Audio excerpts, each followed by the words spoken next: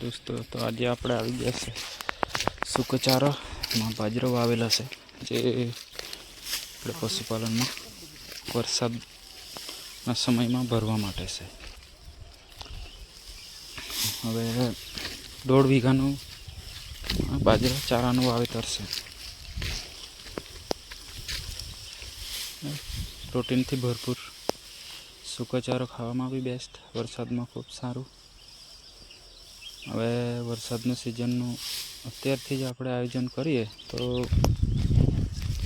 બેસ્ટમાં best.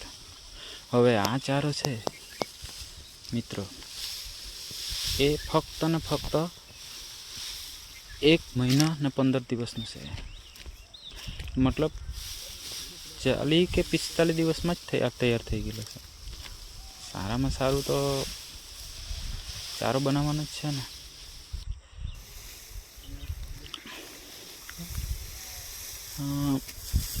મહેનત તો કરવી જ પડે. જોજો ચારો ભરી દે છે આ વરસાદ માટે જ